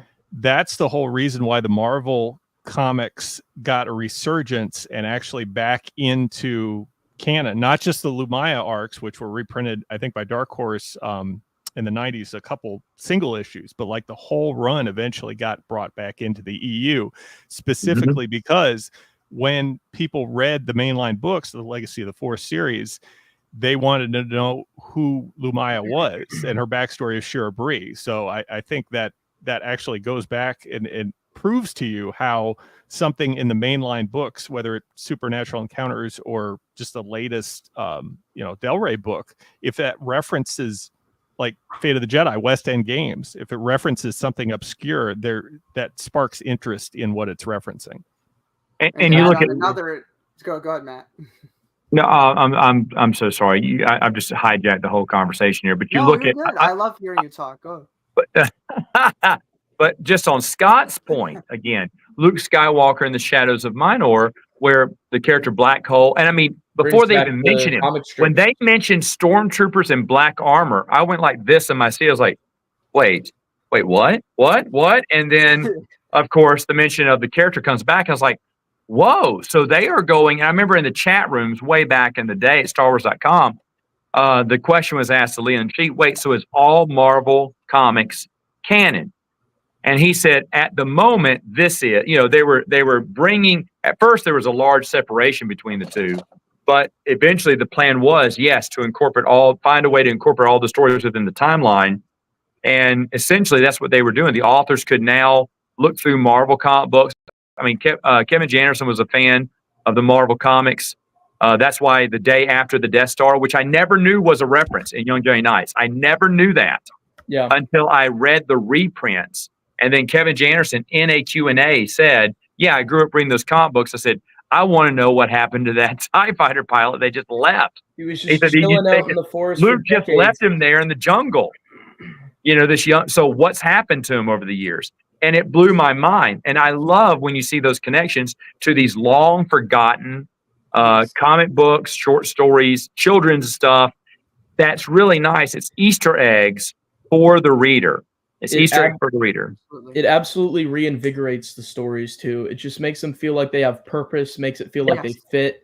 Because without that, if we read through this, this standing on its own, it has some cool concepts. So I can see why Joe loved it and wanted to explore more about it. The idea, the entire backstory to the Keeper, that it's come from another world, all of that is fascinating. It's interesting. I want to know more, but as it stands, the Keeper's World arc just by itself is just another story from back in the day. Yeah. And there's not really much to it. But with Supernatural Encounters, it not only expands upon the lore in the story, but like you guys are saying, it makes you want to revisit the comic. It makes it feel like it's a part of the stories and not just something that happened and barely anyone remembers it. Yeah, it's only really canon if people know about it. And that TIE fighter pilot from Kevin J. Anderson's first Young Jedi Knights books, like that could have been anybody, but he chose to make it Marvel. Yeah. And it wasn't a from the top down decision to make that the same pilot from the Marvel arc. It was almost organic by the fans reading that and by the author taking that initiative. The authorial intent, absolutely. So what do you guys think of this story, like on its own merit? On its own merit, how does it stack up against, well, the only thing we have context of so far is Aduba 3, right? So what do you guys think of the Keeper's World versus Aduba 3? Do you have a preference in which story you prefer? Do you think there's a drop-off in quality between them? Because the way for the Keeper's World, the story is cool for me because of Supernatural Encounters. Yeah. It just elevates the story so much for me. On its own, it just isn't as good as Aduba 3 for me. Where do you guys stand with that? I think they both have their strengths and weaknesses. This one particularly, I think the art is better, and the dialogue in the other, in the Aduba arc, I think is better for the most part. Aside from C-3PO, the stories are pretty much forgettable for the most part. But yeah, I think they both have their strengths and weaknesses. But the problem is, like, none of them really connect to anything other than the Keeper and Supernatural Encounters. So that's why it has some staying power, at least now that Supernatural Encounters is out. Before, not so much. Yeah. I'll go ahead. No, it's okay. You go, Matt. Fine. I'll go last. Oh, okay. Well, I completely agree with what everyone else has said. On its own, it's just a random, everyday Marvel story. But when you connect it to other things and make it part of a bigger picture, you're exactly right. You look at it with new eyes. How many of us read Darth Plagueis, and now we see episode 1 as much more important on what was happening behind the scenes? It just enhanced that movie. Or other stories kind of digging into and making these connections. It strengthens the overall continuity of that lore, of that, that story, that character, that place. So that's to me what the expanded universe is all about. And again, why Supernatural Encounters is so beloved is because these fans get to see these connections, and what Joe has done is basically shown a light on and brought attention to all these stories that were subpar, back in the day. It didn't matter much. What was it? Fate of the Jedi. That awful story arc in Clone Wars about the Mortis. the Mortis stuff. I despised those episodes. And now you can only look at it going, wow, they knew Abeloth before she was Abeloth, all this stuff. And now they have all these connections that, even though it wasn't mentioned in the cartoon itself, is still awful. But now it's part of this bigger story. And to me, now it's like, when I got to those episodes, like, because you know the backstory on it. So it's the continuity that kind of lifts each other up. And that's exactly what the EU did over the years, is more authors decided to tie in more continuity. That just enhanced and reward. Again, I hate to be repetitive, but it rewarded the reader for, like, if you read this, if you read that. If you didn't read West End Games, then you were missing stuff in New Geo Order. I never knew that because I didn't read West End Games. My second time through, I had already read all the West End Games content, and I was shocked at how many references were in there. And other references that I had met, like Farlander. I didn't know him. I never played the X-Wing video game. And he's only mentioned, once, maybe twice? He's in Dark Tide and in Unifying Force, I believe. But the thing is, though, to me, that's just a name. I didn't feel like I was missing anything. But when I reread it, I was like, oh, my goodness. So those little Easter eggs, those little things that just reward the reader, but they never lose the newcomer. Yeah. That's so impressive to do. And that's why the expanded universe gets the following that it has, just because of, you'll never see anything else like that again. It's accessible for new readers, but yet it's also rewarding for long-time readers. Yeah, perfectly balanced. Definitely. I have to log off now, but thank you for letting me be a part of it real quick. Thank you for coming on. What do you mean? Of course. It's you. Well, I've been listening the past 20 minutes or so. So it's been a great conversation. I'll be listening to it in the car as well. Right. But anyway, guys, thank you. Safe. Robert, what do you think? What do you think about? Well, actually, oh, sorry, Alex. No, it's okay. Never mind. Go ahead, Robert. I think the Aduba 3 arc is much stronger in terms of characters. Yeah.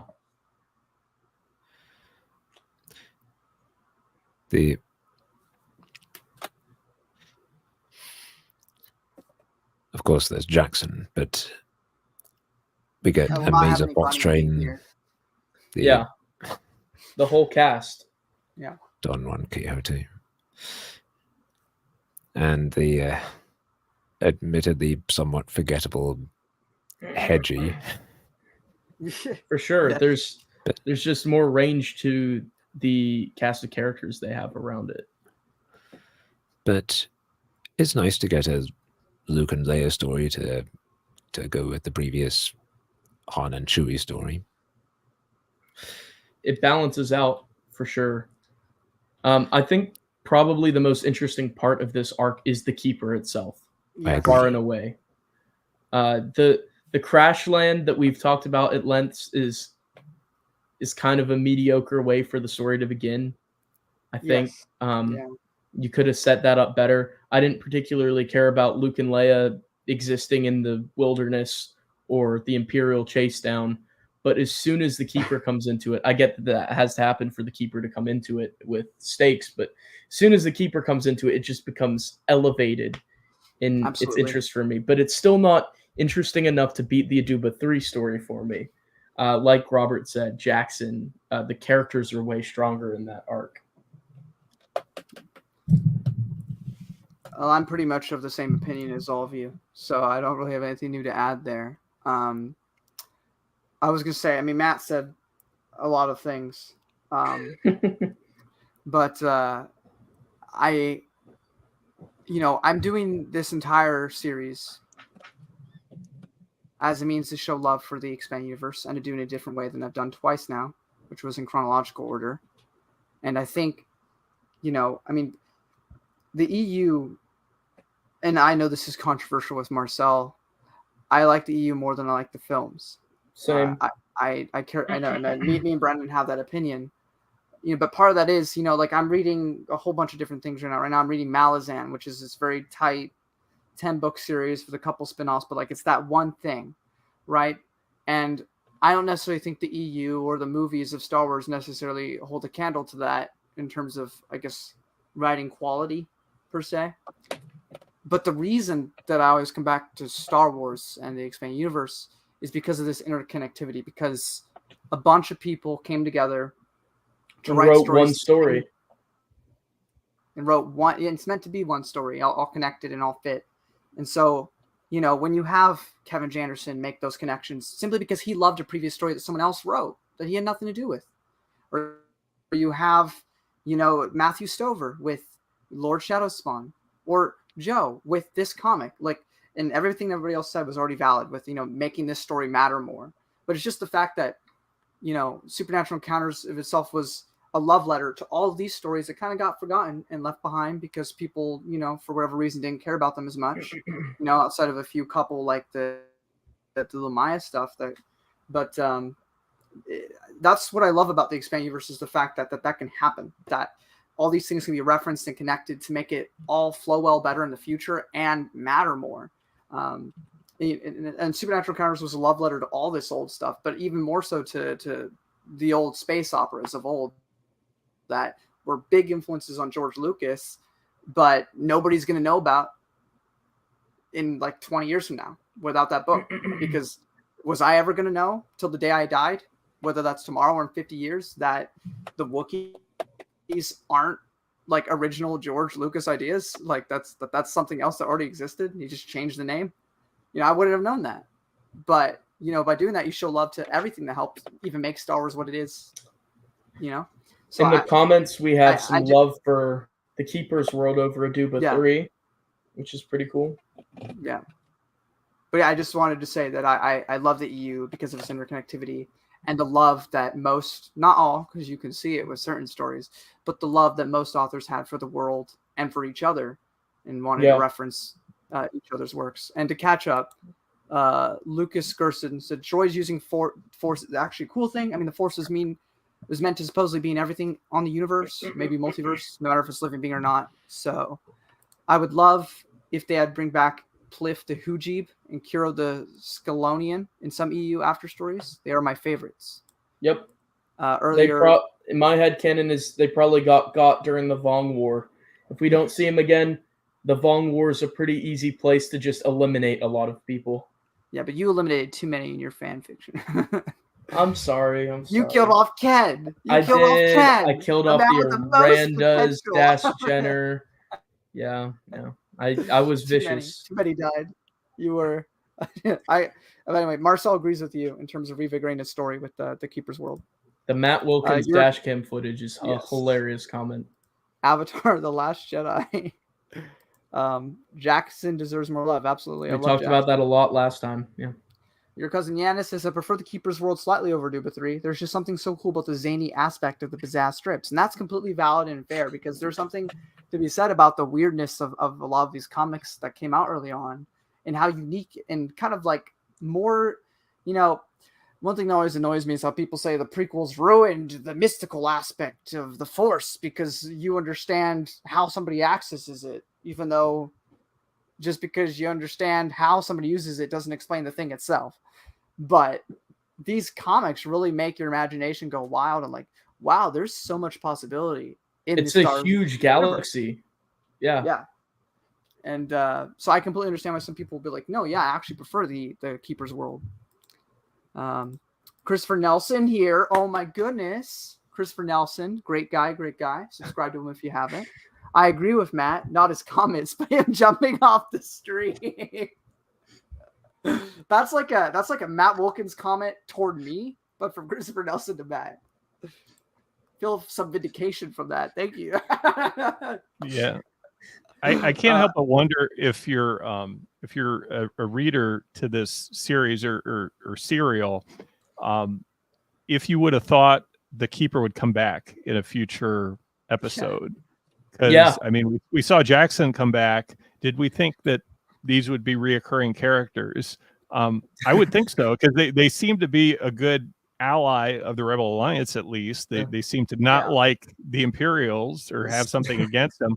I understand they want to kind of be kept alone, but it would be something that I would maybe keep my eye out if I was Luke, that says like, okay, at least these children of the Keepers might have some power that we could use to fight the Empire in the future. So like someone who's reading the Pizzazz comics goes to Empire Strikes Back in the theater, and he's like, yeah, but when's the Keeper gonna show up? Yeah, when's the Keeper gonna help? I mean, things are looking really dark here. Yeah, the heroes. Why didn't the Keeper's children go to Hoth and fight off the Imperials? You know, there's like a 7-year-old that read these comics and was actually asking that question in the theater. I will confess, when I first watched episode 1, I'd read the book first, and I had read one of the scenes with Darth Sidious talking to Darth Maul, and I believe they were on Coruscant, but it wasn't specifically mentioned they were on Coruscant. And I couldn't help but think to myself, are they on one of the planets from the Tales of the Jedi, one of the Sith worlds, like Korriban or the Ziost, or one of those planets? Kratos right? too, those planets, Because I think one of them had cities. I was like, that could be a few of the them background. did. Yeah, but yeah, that's me being completely nerdy as a 11-year-old or whatever I was back then. Andrew says that he thinks Keeper's World could fit in well just before 8 for Aduba 3. So why do you think before? Because I tend to think after, just because Han's absent seemingly. But I'd like to hear your reasoning for before, because I don't know. I'm just Lucas speculating. Gerson also says, for me, Hero was trained by Luke, maybe during or after the Jedi Academy trilogy, and was assigned by Luke to protect Ascalon during the Vong invasion, and married with Danny. Haha. Good, give Danny anyone I like else, it. I like it. Jason. They probably died to the Vong. I was. Danny really does not have an easy time of things. Oh, he meant the Zeltron Danny. My bad. Talking about Danny Quee. She deserves no one. You don't like Danny? Danny? I thought Danny's cool. We'll get to her later on in the Jason, podcast. but she shouldn't be. That's way down the line. Oh, that Danny. Okay, I was thinking of that Danny Quee. I was thinking of what was the Zeltron's name? Her name's Danny in the Marvel comic. Yeah, her name's Danny too. Yeah, I think that's what he meant. That's why I got confused. It was like, oh, he means Danny from the Marvel comics. Yeah. No last name that I'm aware of. Yeah, no last name.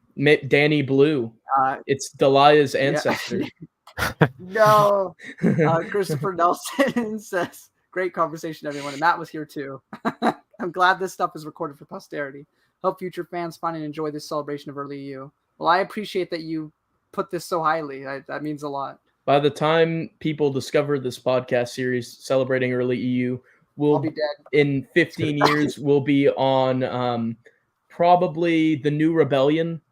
In 15 years, we'll have gotten to the New Rebellion. So I'm looking forward to that. Yeah, don't worry. We'll be like in our goods. I mean, Scott's going to be like maybe in an old person's home. Yeah, I'm going to be like 50. retired by then. I'll be Scott's age by the time that this is over. Yeah, we'll be discussing New Jedi Order by that time. Like, we'll still be in 1999. We won't have turned the millennium yet, and I'll be like in my 30s. Yeah. Chris said he will join when we finally get to Yoda Dark Rendezvous. Ooh, okay. We'll join in on that episode. Will he join us for the Escape from Dagu episode, though? Yes. What about Escape from Dagu, though? How else are we going to cover it, right? Yeah. This begs the question: Will we cover unpublished material in the order when it was supposed to be released, or will we record it via that? Actually, they came out afterwards. They came out 2015, 2016. I was going to make. I will get to Andrew Helm. I was going to say I'm going to make some adjustments to the timeline by simply putting anything that should have been and wasn't for whatever reason out when it's supposed to be. So Lightsider, we will review alongside the Dark Empire comics. Same with Heart of the Jedi. What's funny is if this podcast series does end, the last stuff we'll be covering is SWOTOR short stories. You're right. You're right. And Marvel 108, but yeah. Yeah, and my final episode will be the first 2 minutes of Marcel's podcast going full circle, and then it'll be done, which will be really weird because I'll be way older by the time this is over, and then we're going to go back to when I was way younger. And Super Lit. The start of Super Lit, yeah, because this is all, this whole idea came from Marcel's streams. So It's kind I of a have to prequel in a way, since SE is the last EU Yeah. novel that was released. Yeah, it's all full In a circle. way. But anyway, Andrew Helm says, when I first watched The Empire Strikes Back, I kept wondering, why did they That's reference amazing. Luke Vader's confrontation on Mimban? That's amazing. And then Lucas Gerson says, Giannis, I had not finished the Marvel comics yet, but according to Wikipedia, Cairo did not die. I don't remember Cairo dying. My boy So- is a sorry, warrior and deserves to be a Jedi Knight. Sorry, I was just finishing up So- the comment. Andrew Helm, it actually kind of did. Because there's that scene in The Empire Strikes Back where they're trying to convince Luke not to leave Dagobah, and Obi-Wan says, if you choose to face Vader, you will do so alone. I cannot interfere. Which he actually did in Splinter of the Mind's Splinter Eye. of the Mind's Eye. There you go. Ah, I like the way I you look- think, Robert. That's amazing. I love that. Robert's way of thinking is definitely valid from a certain point of view. I wish I could take credit for that. That's actually Joe.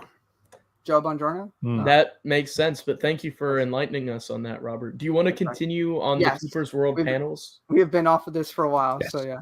Which always happens when Matt comes on. Oh my goodness. Keeper, you've deliberately kept this planet hostile looking, so no one would disturb it before its original people return. Please, Robert. Correct, Princess Leia. And until now, that has been enough. But new galactic war threatens. New And with Galactic War. stormtroopers following you here, it could touch my world. So I must take drastic action. Interesting that they say New Galactic War. The Yeah. Galactic War with the rebels against the Imperials. They're saying New Galactic War in the frame of they had a war ancient times ago, eons ago. But there's been a lot of wars in Star Wars. George and the EU really put the war in Star Wars. But recently there was Clone Wars. Before that, there was Stark Hyperspace War. Before that, go back a couple of generations to Jedi Civil Wars, Mandalorian Wars, all of that. Lots of stuff. Well, this one specifically mentioned a war with that the Keeper was involved with. So that was even before the Tales of Jedi comics, theoretically. Aeons ago, which Supernatural Encounters builds upon and runs with, which is really cool. Is this where it happens? I'm trying to look for when Scott said it says we're going to take it away from Stun, but I don't think it's here. I kept looking for it. I couldn't find it.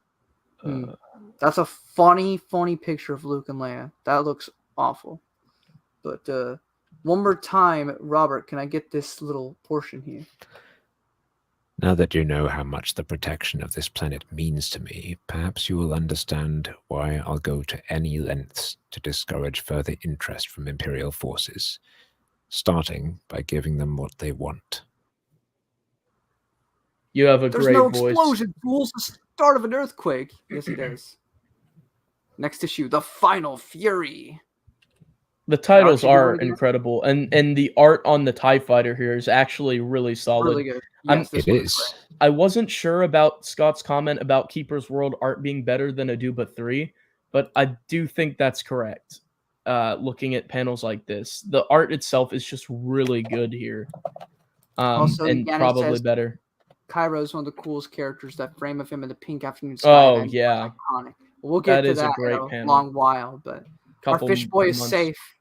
We can all sleep happily sound. I just found it. So it's the middle panel on the page just before that. This one? The page before prior. Yeah, so that one. So it says the rebel hunt has dragged on too long. Set all weapons to kill. Oh, okay. There you go. So he's fed up. Nice. Well, at least they were being nice and had it on stun before. Yeah, I'm curious as to what the philosophy was behind that, or the tactical reasons why they wanted to. Did they want to capture them? Was that the reasoning? I guess So there's no explanation as to why they thought they were rebels to begin with. I mean, it's not like they tracked them from Yavin 4. They just came out of Lightspeed right in the middle of their fleet. And it's like, oh, they must be rebels because it doesn't have Imperial codes. They're obviously rebels.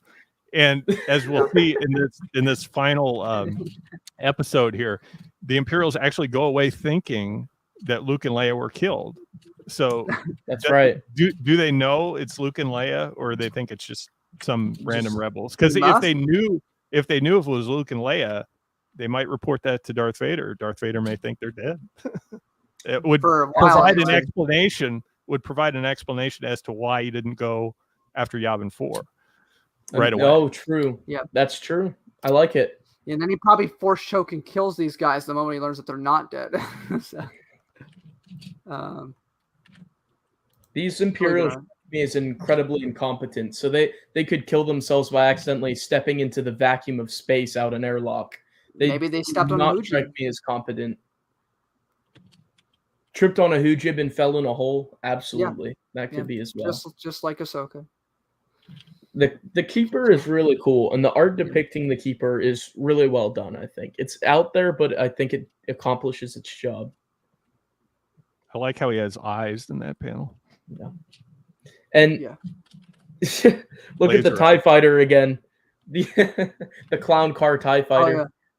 Yep, they all fit in there. So it goes. Fleet Far Command will be below the gratified. surface. Yeah. Fleet Command will be gratified to learn that the fools have perished, but I intend to warn all Imperial units to steer clear of this cursed planet in the future. Obviously, it's completely unstable, a certain death trap for any who touch down upon it. Which provides explanation as to why the planet remained. And with that conviction, the Empire Sith ship departs. Far below the surface, a voice speaks, the motherly voice of the massive computer known as the Keeper. I'll just go from here because we've been here a while. It's over now. You may all come out. And 4 slight, befuddled Star Warriors step from the Keeper's humming interior. Luke, Princess Leia, 3PO, and R2-D2. I'm glad that 3PO and R2-D2 are included in Star Warriors. Until you pulled us inside when that upheaval started, I thought you really meant to bring the roof down on us, Keeper. I had to act quickly to fool these stormtroopers. Oh, for this last little big tangent, I'll let Robert finish it off on the bottom 2 panels.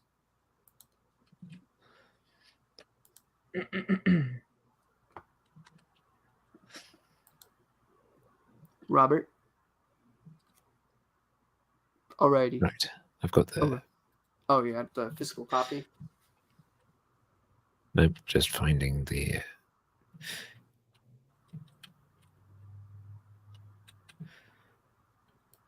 Aided by my 4 and...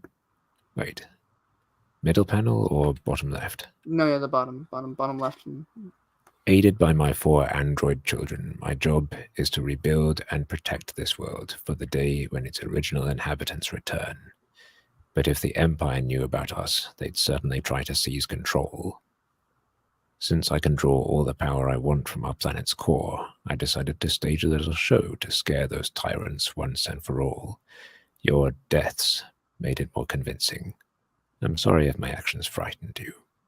What do you mean you knew all along the machine would willingly harm another R2? And you've gotten me to danger more times than I care to compute. It occurs to me that the Keeper's world is given a name in Supernatural Encounters that isn't given anywhere else. The planet that they're on, that they're calling the Keeper's world, is called Osseria. Osseria. So I just thought, I don't know why I didn't think of that detail before now, but that's one of the important details that Supernatural Encounters elaborates on for the story. So they're on Osseria, which is the Keeper's world. Farewell then, Keeper. May the Force be with you. And they make it back. The Keeper can send probes like these anywhere on the planet as part of our rebuilding process. But today, they are a goodbye gift from us to you. So the Keeper fixes their ship. And they blast off. So their insurance will not skyrocket, luckily. Yes, because he magically fixed it. And so, that ends the first arc of the Pizzazz comics. Notice that they tease Kingdom of Ice, and the ice font is done to look like an ice cube or something. It's quite fun. It is. And they keep on their original mission to make contact with the other rebel base, right? For the second part. For Kingdom of Ice. Yeah, so I think Kingdom of Ice continues on. Why is Leia dressed as Santa Claus? It looks like a James Bond cover. Yeah, it does. But Kingdom That's of for another Ice time. will not be covered next episode, though, because Kingdom of Ice wasn't published until after the Drexel arc Right. or Splinter of the Mind's Eye. So it's interesting that there were such gaps between some story arcs for the publishing. So we won't come back to this till like probably next year. Well, maybe this year. What's our next episode? Drexel. So that would be Drexel. issues 11 to 14 of the main run, I believe. Gotcha. And then Splinter of the Mind's Eye. Yeah. Yes. Which that I will have to make sure I read before. I'm going to need to reread it. It's been maybe 4 years since I've read it, so I'd better get on that. Come to think of it. How long did it take me from Rebellion Era to get to where I'm at now? It's been a while. So the Drexel arc, that would be the beginning of Archie Goodwin's run. That's right. Yes. Yeah. A lot of Archie Goodwin around this time. And another ship crash as well. Yes. So right now, just to keep record for every stream, we have one Leia and Luke kissing scene. We have now one Luke crashing the ship. Okay, that's 1 for 1. We'll see by the end. I believe Scott will be correct that the crashing will be larger, but it's still going to be uncomfortable with a number that will probably go in the double digits as the times that Luke and Leia have kissed. And we have one main reference to Supernatural, one main storyline that Supernatural Encounters builds itself upon as well. Yes, which could be said about everything in the EU. I mean, Jackson's grandchildren appear in Supernatural Encounters, so I mean, it connected to Aduba 3 as well. But this is a major expansion from the storyline into Supernatural Encounters. So remind me again, the kisses from A New Hope, the For Luck one. That was the first kiss. Okay, all right. Yeah, that's the first time. I'm keeping track. Thank you. I think it's gonna be a really funny end note when we're finally done with these old Marvel comics. Actually, you have two because Leia kisses him before he gets in the X-wing. You're right. We have two. We're two. So we got 2 kisses, 1 crash. All right, glad we got that straight. Is it after Ben dies in the Falcon too? Do we have 3? I forget. I don't think so. I hope not. No. That's after he gets rescued from Cloud City. Oh, okay. Well, that'll be the future. That'll be the future. We'll get there. All righty. Well, any closing thoughts before we call this a episode? Keeper's World, I'd say it's maybe a 6 of 10 before Supernatural Encounters, but with the knowledge of Supernatural Encounters, it's maybe more like an 8. I think it elevates it 2 points for me. Now, Aduba 3, I'd rank probably an 8 or 9 on its own merit. I give it a 9 out of 10. I really enjoy it. I'll say Keeper's World, 5 out of 10. Aduba, maybe 4 out of 10. Forgettable, but it's a good story. It's a decent enough story. I think it's unique. Yes, we'll have the crash lands. That'll be a reoccurring theme, particularly in the comics. But it was original at this point in time, wasn't it? Yeah. I think seeing Luke and Leia, for the first time, more Star Wars stories. I would be eager to want more at this point, especially if we only have one movie. A New Hope at this time. If I was like a child at this time, I would have been so happy.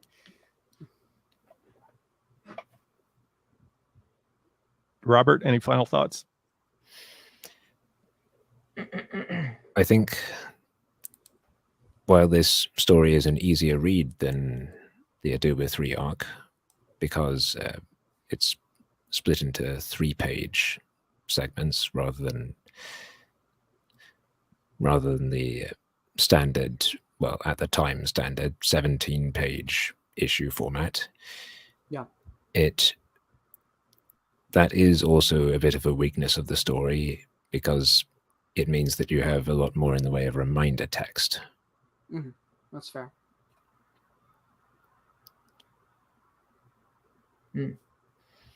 And which do you prefer between the two? I think Aduba 3, probably. Yeah. Same. I think we're pretty much all on the same page about that. I'm excited for when we have Civil War disagreements later on, when we get to later material. That'll be really great. Yeah. Well, it's going to happen at some point. We're going to have vastly different opinions on something. And it's going to be okay. Because, just like, Matt was on here earlier, it's okay to have different opinions. We can be a more civilized age and have steal the title and be able to agree to disagree on things. Mhm. So So but tune in next I look time. forward to for the Driscoll Drexel. Driscoll. I believe that's issues 11 to 14 of the main Marvel run. And then Splinter after that. Mm-hmm. Very the exciting. First novel. It'll be great. That's not just the movie with a little bit more information. We've something officially literature, not comic. That's brand new. A change of medium. The 4.5 episode, as it was originally meant to be, the episode 5, in case episode 5 didn't go through. So that's going to be really fun stuff. But in summary, basically, Keeper's World, pretty cool story. Supernatural encounters makes it feel more at home in the lore, perhaps. I think. And this is why we love the expanding universe. I think that thanks to Matt, that became ultimately the biggest takeaway from this whole stream of this discussion. But of this whole Keeper's World's fun to revisit. It's definitely a product of its time. Yes, but I definitely. Not only did I appreciate reading it again with the lens of supernatural encounters, but going through it with other people in the current moment, I think definitely helps appreciate some more aspects than maybe if you're reading it by yourself, it might have just glazed over some things. So definitely. Anyway, thank you all for joining me, and thank you all for watching. And I'll see you guys in the next one. Till then, bye-bye.